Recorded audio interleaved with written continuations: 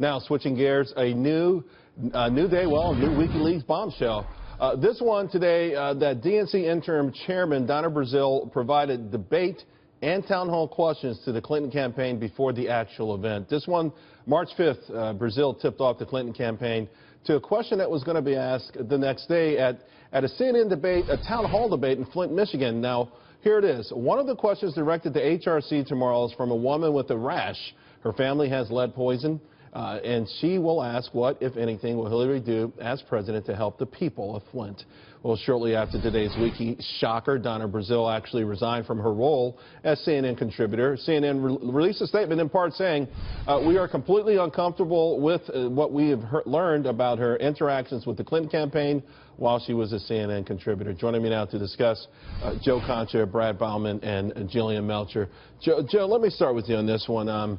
You know, a lot of people are saying, listen, CNN, you saw the leak before this. This is sort of disingenuous. You tried to block and tackle that time. They were completely caught this time. But another black eye for media, particularly CNN.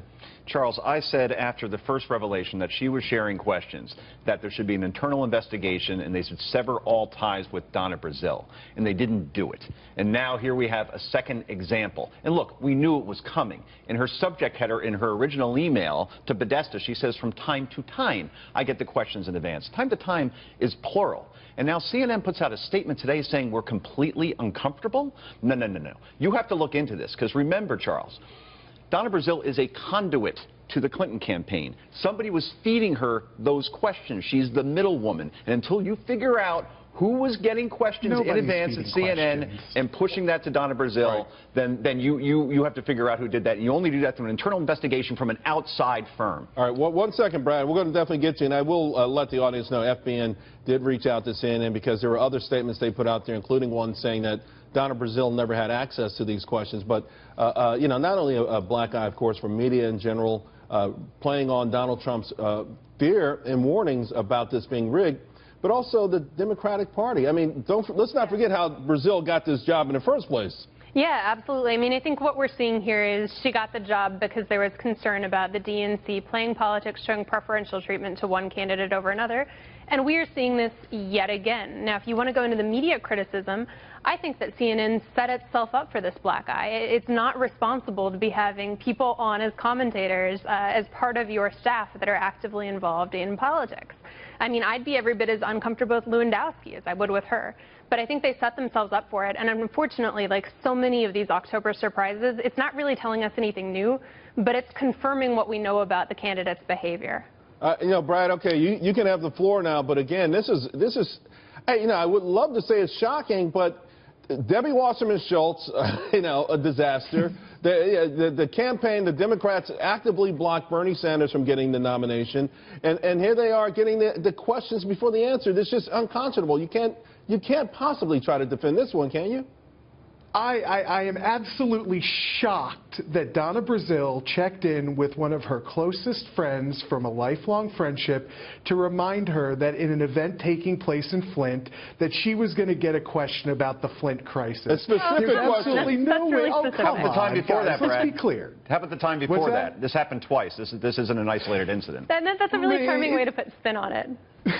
The other thing, though, is I do want to agree with Jillian here, is that CNN really did put themselves in this position. I mean, the fact that Corey Lewandowski, who's still on staff at CNN, despite the fact that he was making money from the Trump campaign while being on the air, and we've come to learn has been traveling with the Trump today, people. guys. The story today is Donna Brazile, who is the current head of the Democratic National Party, obviously being busted. And this is ugly stuff. I mean, this is supposed to be It's not that ugly, Charles. It is ugly. It really is. I mean, scandal. to tip off a candidate on the questions that could lead to the ultimate nomination. It is ugly, Joe. May I offer a scenario to Brad, and let's see if he'd have the same reaction.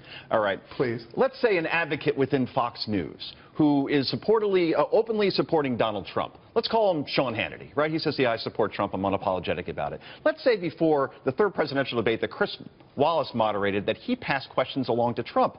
How would you respond, Brad? Just curious. Well, the first thing I would probably do is I would ask myself, well, where exactly are we getting this information? And we're getting this information, again, from a state-sponsored attack on private emails. And come on, no, seriously. And then we learned today that Trump may have been cooperating and again, coordinating with the listen, you're the master of deflection, Brad. I give you credit for that. But you know what? The average person out there, when they pick up the paper tomorrow morning and read about this, they're not going to think about any of these things you're talking about. Last word real quick to you, Jillian. Yeah, I think this is absolutely cheating in a debate. It's showing a lack of honesty, a lack of integrity. She won, I think, in this case, with an unfair advantage, and that's exactly what the American people are frustrated about within both parties. I think this doesn't speak well of her, and it doesn't speak well of where we are in our political process right now.